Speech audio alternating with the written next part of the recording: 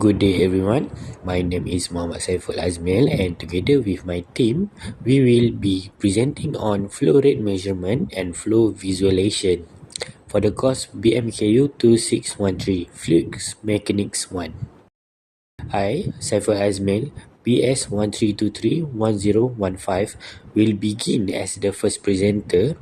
Following me, Muhammad Gaddafi, BS 13231006 will continue as the second presenter.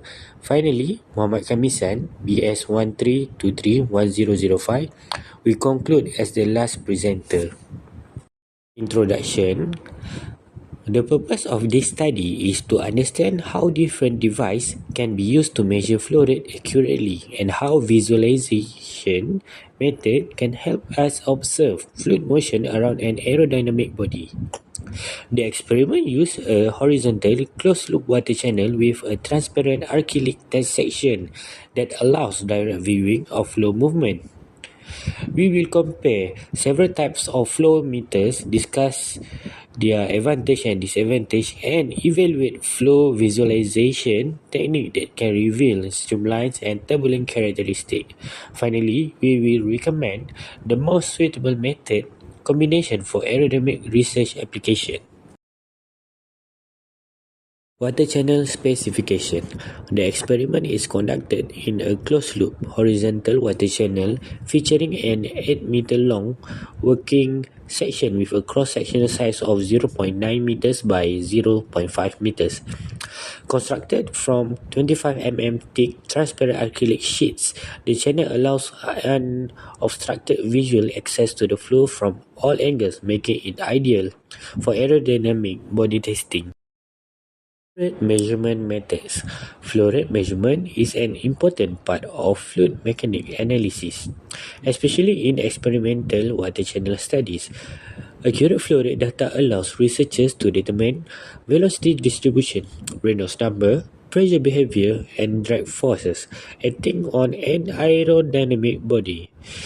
Several instruments can be used to measure flow rate. Each operating use different physical principles and each having specific advantage and limitation. In our project, we focus on 4 commonly used flow rate measurement devices, which is ventrimeter, orifice plate, electromagnetic flow meter, and ultrasonic flow meter. The selection of these devices depends on cost, accuracy, installation, condition, and fluid behavior inside water channel. Visualization methods. Understanding how fluid move around an aerodynamic body requires effective visualization method. Several techniques can be applied to make flow pattern visible, ranging from simple qualitative approach to advanced quantitative systems. In this section, we will highlight the key visualization methods before evaluating their strength and weakness. Good day everyone, my name is Muhammad Gaddafi bin Zaini with metric number BS 13231006. I will be presenting the second part of the presentation, which focus on the flow rate measurement method used in the water channel experiment. A ventrimeter is a device that measures flow rate by using a converging diverging pipe section. When the fluid enters the no-rate-through area, is a velocity increase and the pressure drop. By applying Bernoulli equation on the pressure difference between the inlet through, the flow rate can be calculated. Advantage: high accuracy, low energy loss. Disadvantage: expensive, requirement permanent installation. Orifice plate. An orifice plate measures flow rate by placing a flat plate with a circular hole inside the pipe. This creates a sudden restriction that causes a pressure drop. The pressure difference is used to calculate flow velocity using Bernoulli equation. Advantage: low cost, easy installation. Disadvantage: high pressure loss, lower accuracy. Electromagnetic flow meter. An electromagnetic flow meter measures the flow rate of conductive fluid using Faraday's law of induction. When a conductive liquid passes through a magnetic field inside the meter, a voltage is induced. The voltage level is directly proportional to flow velocity. Advantage: very high accuracy, no pressure loss, no intrusive. Disadvantage: high cost, require electric power. Ultrasonic flow meter. The device works by sending ultrasonic sound wave across the flowing liquid. Two transducers measure the time difference between waves moving upstream and downstream. The time difference indicates flow velocity. Advantage: portable, non-intrusive. Disadvantage: sensitive to bubble and alignment issue. Dye injection visualization flow by introducing color dye into the water stream. As the dye travels along the flow direction, students can be clearly see streamlines, laminar smoothness, and flow direction. Advantage: low cost, clear visualization for laminar flow. Disadvantage: limited effectiveness in the turbulent flow. Particle image velocimetry (PIV). PIV use small particles added into the flow and high-speed camera system. A laser sheet illuminates the particle and computer software measure the displacement between frames to generate velocity field. Advantage: provide detailed, quantitative velocity field. Disadvantage: very expensive, complex setup. Hydrogen bubble technique. In this technique, a fine wire produces tiny hydrogen bubbles through electrolysis. The bubbles follow the water path, forming thin visual streamlines around the test object. Advantage: excellent for boundary layer studies. Disadvantage: complex setup, safety concern. Turf method. Short thread turf are attached to the surface of the object. The way these threads move show flow direction and separation. Advantage: simple, inexpensive. Disadvantage: only qualitative results. Hi, I'm Muhammad Kamisan bin Zaini. I will present about suggestion and recommendation.